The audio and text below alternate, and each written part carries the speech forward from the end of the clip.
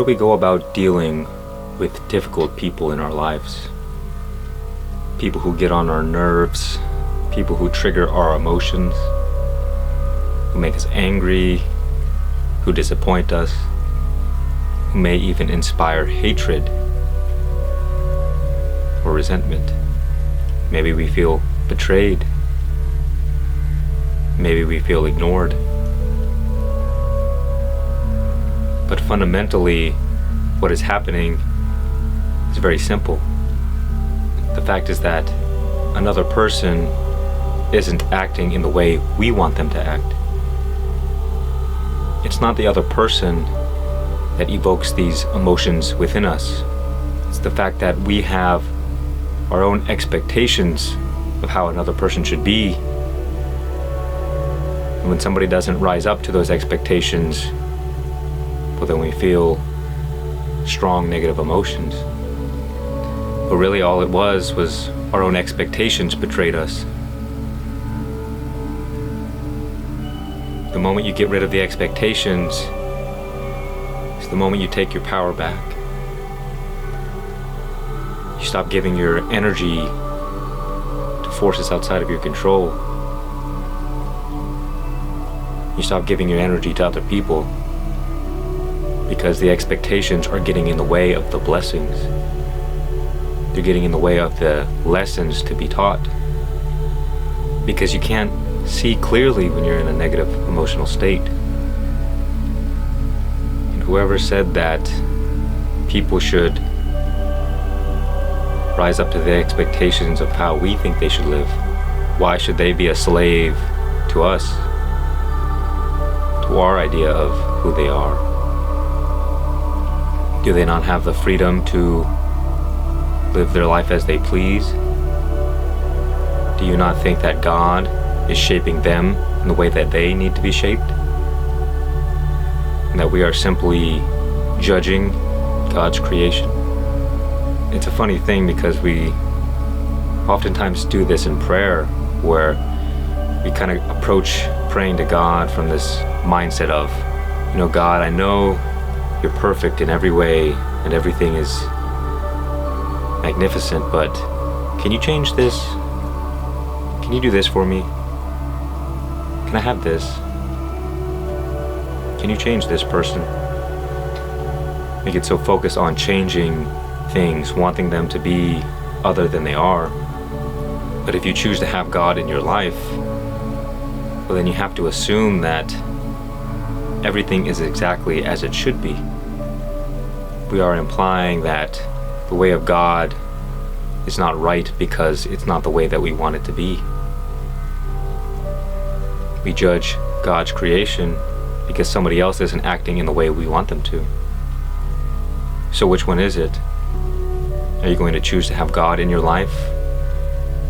Or are you going to forgo that notion because you cannot simultaneously follow God and be judging God and criticizing God the whole time?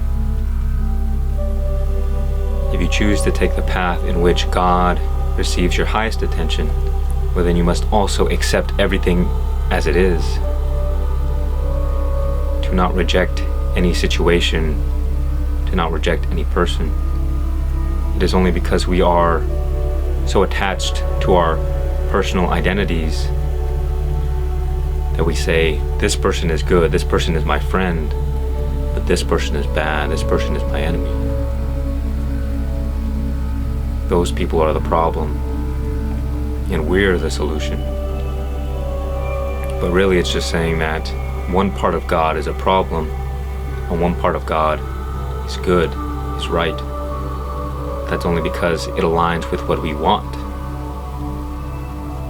The moment God doesn't give us what we want, or doesn't align us with the outcome that we desire, then we call that the devil, or we just simply resist it and suffer the situation or the experience. Anybody who we do not like is the devil. All of the terrible things that happen, the devil is responsible for. And so you assume that God did not take this into consideration. What is your understanding of God? Is he all-knowing or not all-knowing? Is God all-powerful or not? And you are free to choose to believe or see things however you want. You may look at all the suffering in the world, all the hate, all the death and destruction, the suffering of the innocent. And you might say, how could God possibly allow this? It may cause you to question your faith and your understanding, especially when something bad happens to you. But you see, this universe, this life, was set up in a way that the evil serves a very specific purpose, a very necessary purpose. By no means does this suggest that we embrace what is evil.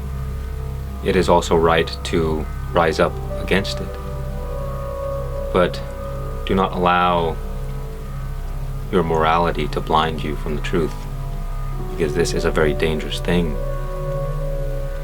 The truth is a higher virtue than morality. To understand the purpose of the darkness, why it is useful, why it is necessary. To not reject it and to not embrace it, but to allow it to be as it is. And I say, do not focus on the evil in the external world. Focus on the evil within you, because whether you like to believe it or not, it is there. No human can ignore it for very long. It is not that human beings are born evil, but all human beings have the potential for good and evil. The war is fought in one's own heart, not in the external world, against the enemy, against the demons. For you to position yourself against the enemy in the external world is nothing more but a desperate attempt to reinforce a sense of self-identity. Because the moment I suggest or take a stand that I am a good person, I fight for what is right, now my mind is looking for an enemy. Now my mind is looking for the demons, people who I can destroy and justify in my own mind that I was doing the right thing. And this has been going on for thousands and thousands of years.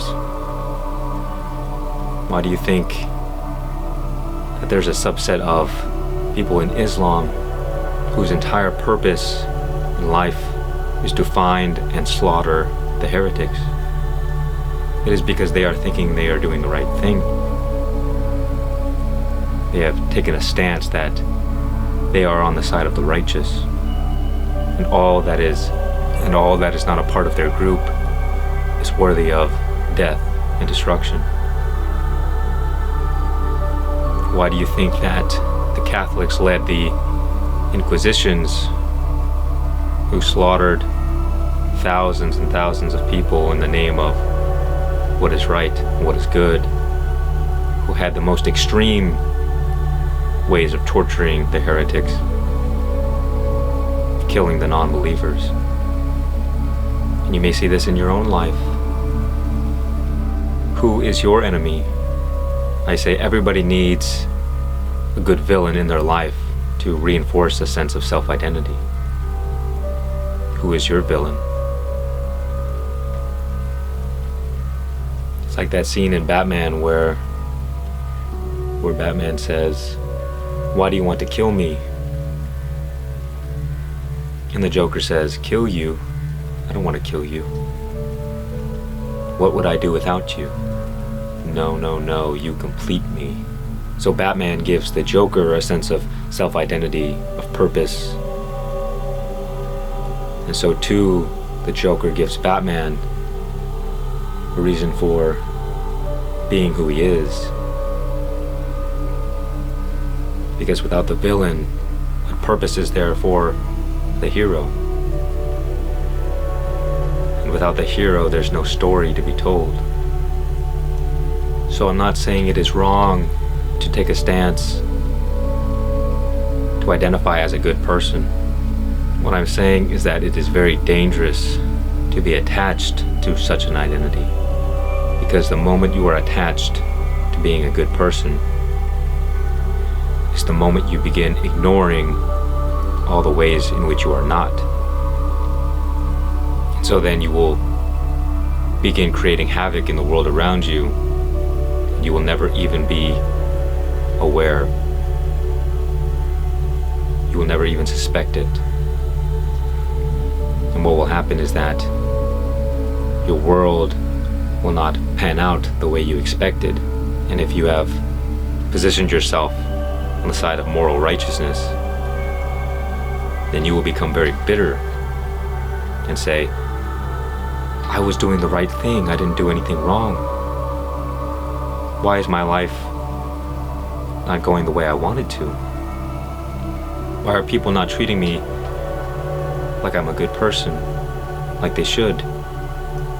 Why am I always getting the rough end of the deal? Why are bad things always happening to me? I'm supposed to be the good person. And then deconstruct this idea of reality where bad things always happen to good people. And I'm not saying that is false, but the reason that the road to hell is paved with good intentions is because the moment we are fortified in the sense of moral righteousness, well, then we create a monster that lurks in the shadows, and it sabotages all of our attempts to do the right thing. Because you have cast these unacceptable parts of yourself into the darkness, away from the light, away from love. You will have rejected these parts of yourself. And so in turn, this alter ego, you could say, will reject you. Because how would you feel if you were told, because you are ugly, because I hate you, I'm going to cast you into the darkness, far away from the warmth, far away from love, because you are ugly? How would you feel? And so if you do this, be prepared for a great war within you, because evil will not be denied. I say, all the evil in the world, all the suffering that is created from it, is not created by the devil. It is created by good people who deny the devil, and it is created by evil people who embrace the devil. On one end, the devil lurks in the darkness and creates havoc from the shadows. And on the other end, the devil creates suffering and destruction out in the open. So the key to avoiding this problem of creating suffering is through self-reflection of one's own darkness, understanding that the judgments in which you make upon other people are nothing but a reflection of your own self. We judge other people because if we can separate ourselves from these negative and unwanted traits, then we can avoid facing them. And at the same time, this is a very useful tool because not everybody is very adept at self-reflection, getting out of their own head. It can be very difficult to see the problems of oneself because we are so close to it that often we need other people to act as a mirror. We self-reflect through others. And so you can begin diving into this self-reflection process by observing who you deem as the villain. Who is the villain in your life? Who do you judge and why? What are the traits that you cannot stand about certain people? What are the traits that you hate in others? And what you will find is that the more you reflect, you will find that you were talking about yourself the whole time. And this is a very difficult experience to face. It is a very painful experience because we like to have the sense of knowing who we are, knowing what we're about, and to realize that we are more like the enemy than we'd like to believe is not something that many people are so willing to face. But the consequences of not facing this far outweigh the pain of accepting one's shortcomings. We must accept that we are only human, that there is this part of ourselves that is fallible and always making mistakes. Sometimes it likes to do the wrong things.